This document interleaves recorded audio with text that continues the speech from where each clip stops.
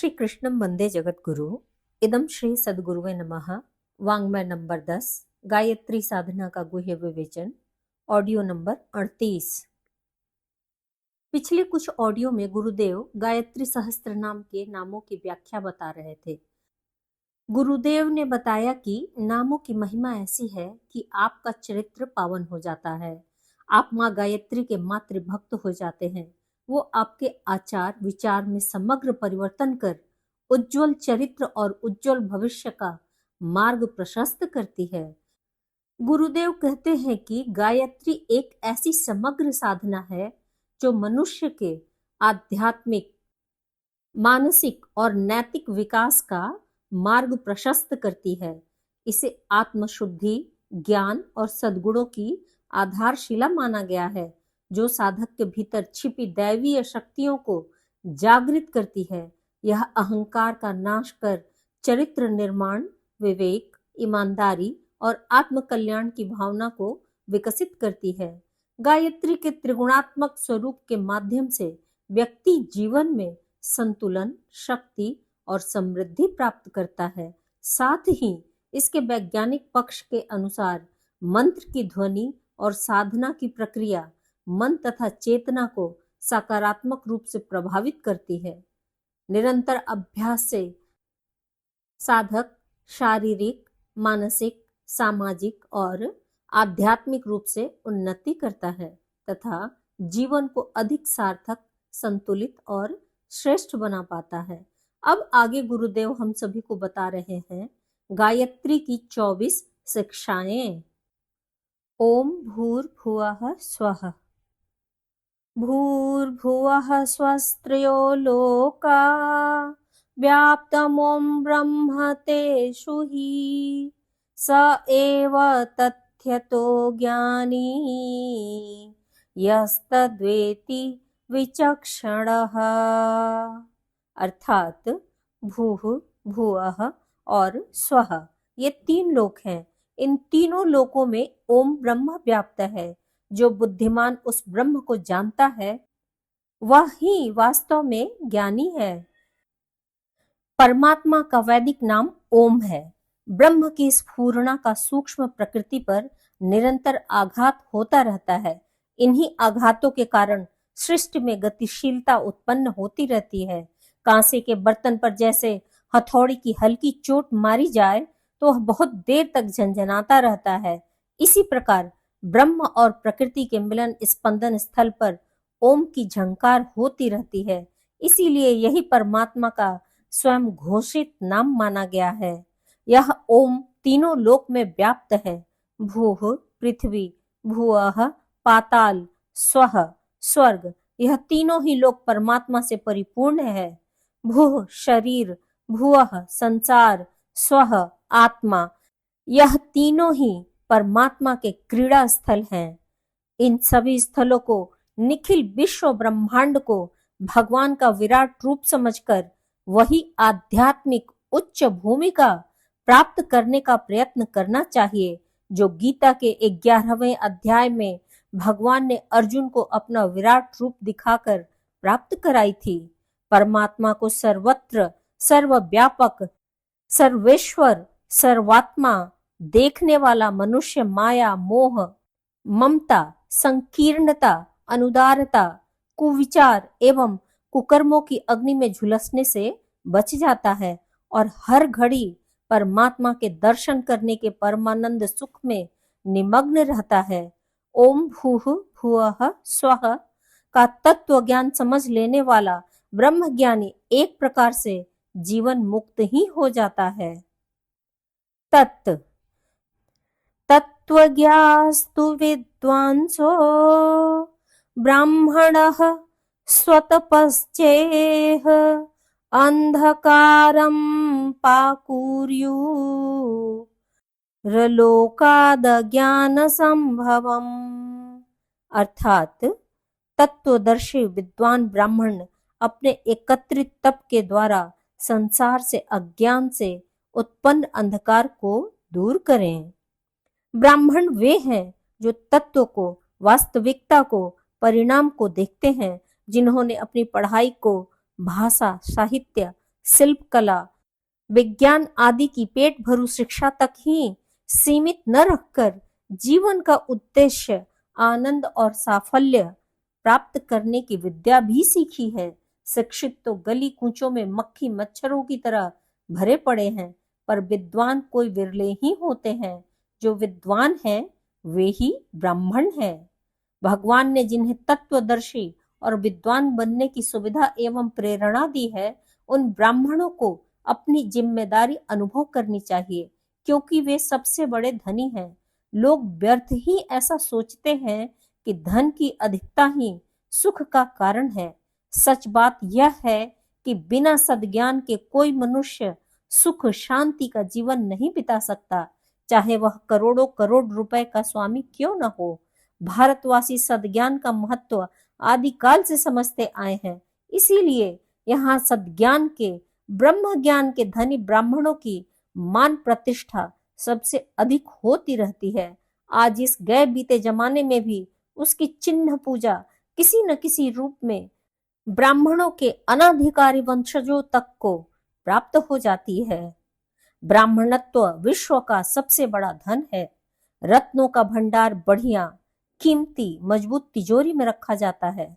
जो शरीर तपःपूत है, तपस्या की, संयम की, तितिक्षा की, त्याग की अग्नि में तपा तपा कर जिस तिजोरी को भली प्रकार मजबूती से गढ़ा गया है, उसी में ब्राह्मणत्व रहेगा और ठहरेगा। जो असंयमी, भोगी, स्वार्थी, तपविहीन है, वे शास्त्रों की तोता रटंत भले ही करते रहें, पर उस बकवाद के अतिरिक्त अपने में ब्राह्मणत्व को भली प्रकार सुरक्षित एवं स्थिर रखने में समर्थ नहीं हो सकते। इसलिए ब्राह्मण को, सद्ज्ञान के धनी को अपने को तपःपूत बनाना चाहिए। तप और ब्राह्मणत्व के सम्मिश्रण से ही सोना सुगंध की उक्ति चरितार्थ होती है। ब्राह्मण को भूसुर कहा जाता है। भूसुर का अर्थ है पृथ्वी का देवता। देवता वह है जो दे। ब्राह्मण संसार के सर्वश्रेष्ठ धन का, सद्ज्ञान का धनपति होता है। वह देखता है कि जो धन उसके पास अट्टू भंडारों में भरा हुआ है, उसी के अभाव के कारण सारी जनता दुख पा रही है। अज्ञान से, अविद्या से बढ़कर दुखों का कारण कोई और नहीं। जैसे भूख से छटपटाते हुए, करुण क्रंदन करते हुए मनुष्यों को देखकर सहृदय धनी व्यक्ति उन्हें कुछ दान दिए बिना नहीं रह सकते, उसी प्रकार अविद्या के अंधकार में भटकते हुए जन समूह को सच्चा ब्राह्मण अपनी सद्ज्ञान संपदा से लाभ पहुंचाता है।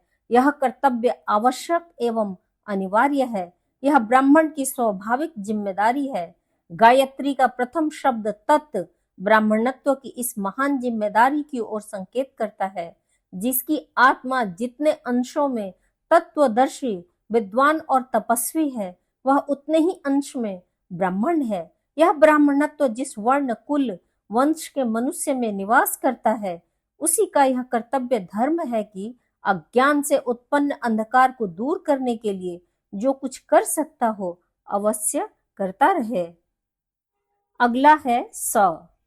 सत्तावनन्तस्था शूराः क्षत्रिय लोक रक्षकः अन्याया शक्ति संभूतान् ध्वंसयेयुः आपदः।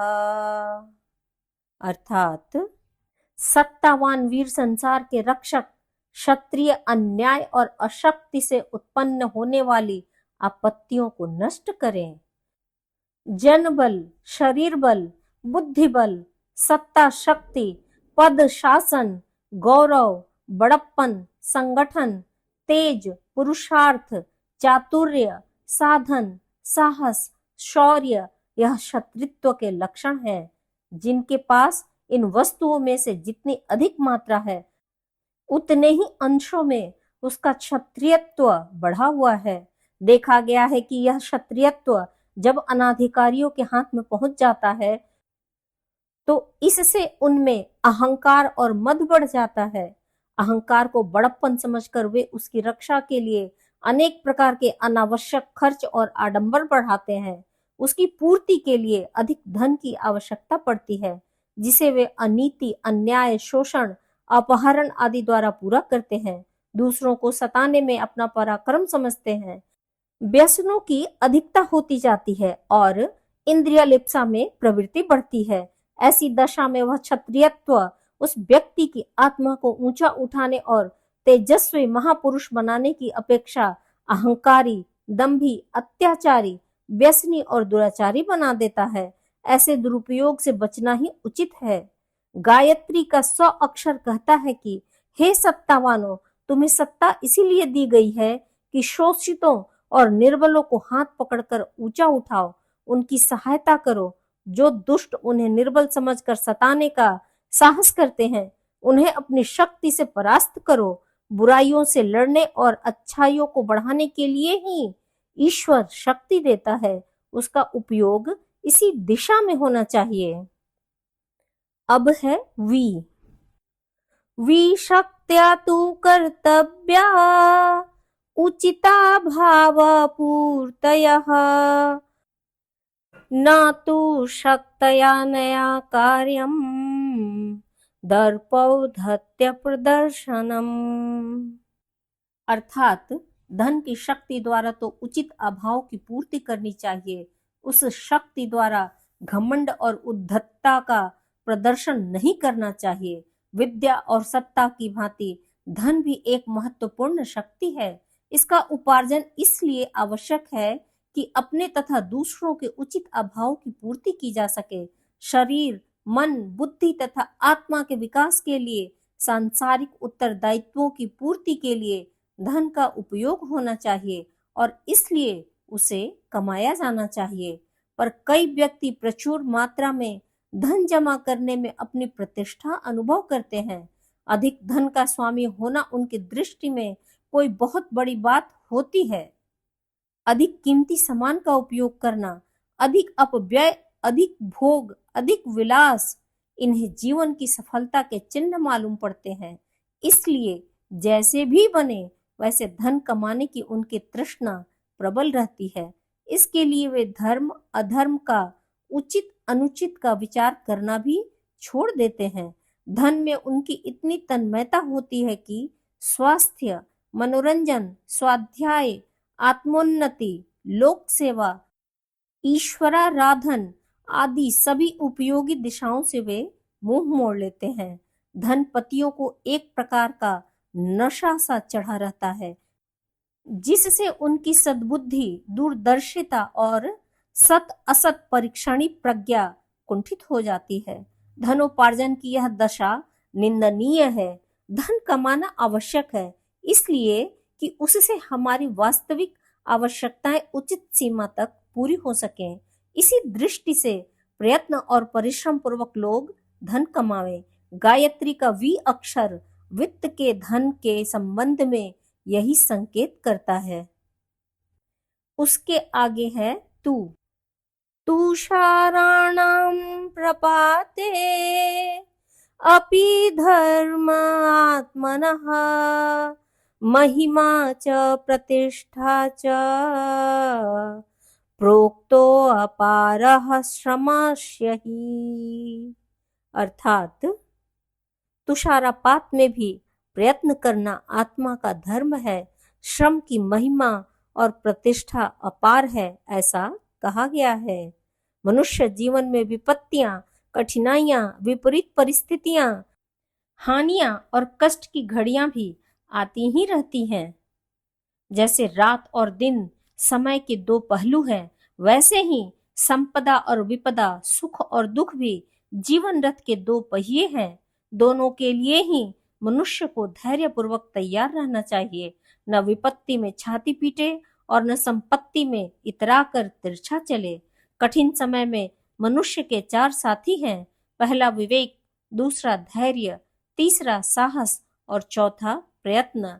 इन चारों को मजबूती से पकड़े रहने पर बुरे दिन धीरे धीरे निकल जाते हैं और वे जाते समय अनेकों अनुभवों, गुणों, योग्यताओं तथा शक्तियों का उपहार दे जाते हैं।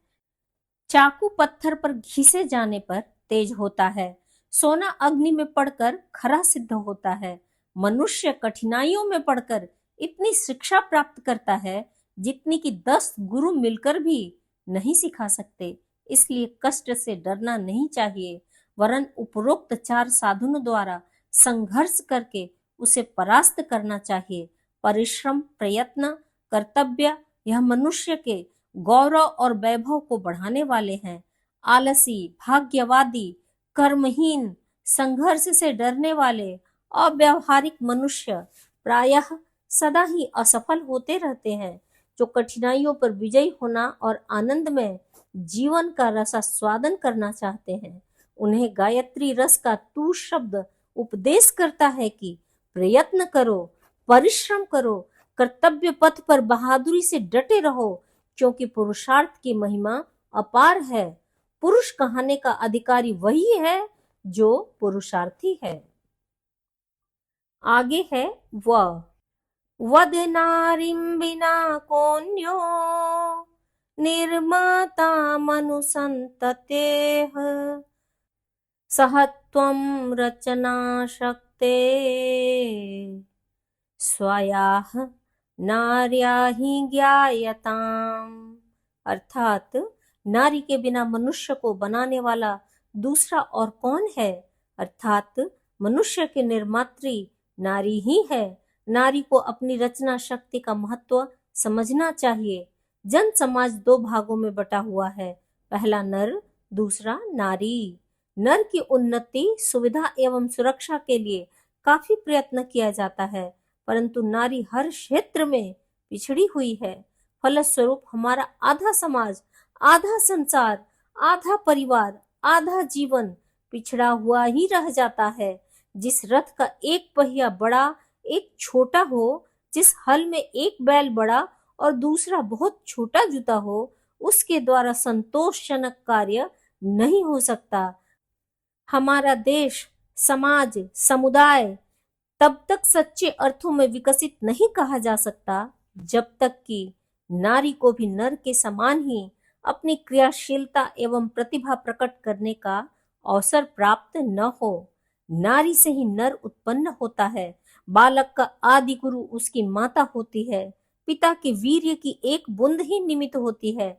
बाकी बालक के सब अंग प्रत्यंग माता के रक्त से ही बनते हैं। उस रक्त में जैसी स्वस्थता, प्रतिभा, विचारधारा होगी, उसी के अनुसार बालक का शरीर, मस्तिष्क और स्वभाव बनेगा। नारियां यदि अस्वस्थ, अशिक्षित, अविकसित, कूपमंडूक और पिछड़ी हुई रहेंगी, तो उनके द्वारा उत्पन्न किए हुए बालक भी इन्हीं दोषों से युक्त होंगे। ऊसर खेत में अच्छी फसल पैदा नहीं हो सकती। अच्छे फलों का बाग लगाना है तो अच्छी भूमि की आवश्यकता होगी। गायत्री का वह शब्द कहता है कि यदि मनुष्य जाति अपनी उन्नति चाहती है, तो उसे पहले नारी को शारीरिक, बौद्धिक, सामाजिक, आर्थिक क्षेत्रों में प्रतिभावान, सुविकसित बनाना चाहिए। तभी नर समुदाय में सबलता, सूक्ष्मता, समृद्धि, सद्बुद्धि, सद्गुण और महानता के संस्कारों का विकास हो सकता है। नारी को पिछड़ी रखना अपने पैरों पर आप कुल्हाड़ी मारना है। आगे है रे वेव निर्मला नारी पूजनीया सता सदा यतो हि सैव लोके अस्मिन् साक्षा लक्ष्मी मता बुधैः। अर्थात सज्जन पुरुष को हमेशा नर्मदा नदी के समान निर्मल नारी की पूजा करनी चाहिए, क्योंकि विद्वानों ने उसी को इस संसार में साक्षात लक्ष्मी माना है। स्त्री लक्ष्मी का अवतार है। जहाँ नारी सुलक्षणी है, बुद्धिमती है, सहयोगिनी है, वहाँ गरीबी होते हुए भी अमीरी का आनंद बरसता रहता है। धन दौलत निर्जीव लक्ष्मी है, किंतु स्त्री लक्ष्मी जी की सजीव प्रतिमा है। उसका यथोचित आदर, सत्कार और परितोषण होना चाहिए। जैसे नर्मदा नदी का जल सदैव निर्मल रहता है, उसी प्रकार ईश्वर ने नारी को निर्मल अंतःकरण दिया है।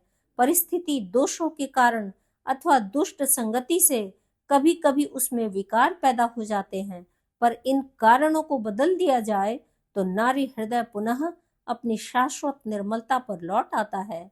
स्फाटिक मणि को रंगीन मकान में रख दिया जाए या उसके निकट कोई रंगीन पदार्थ रख दिया जाए तो वह मणि भी रंगीन छाया के कारण रंगीन दिखाई पड़ने लगती है, परंतु पीछे जब उन किरणों को हटा दिया जाए तो वह शुद्ध निर्मल शुभ्र मणि ही दिखाई पड़ती है।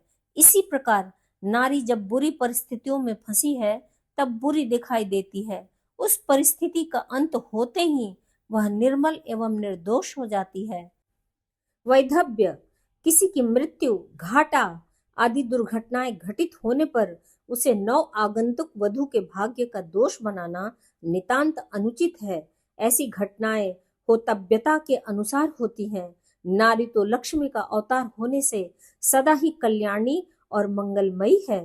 गायत्री का शब्द रे नारी सम्मान की अभिवृद्धि चाहता है ताकि लोगों को लक्ष्मी का मंगलमय वरदान प्राप्त हो।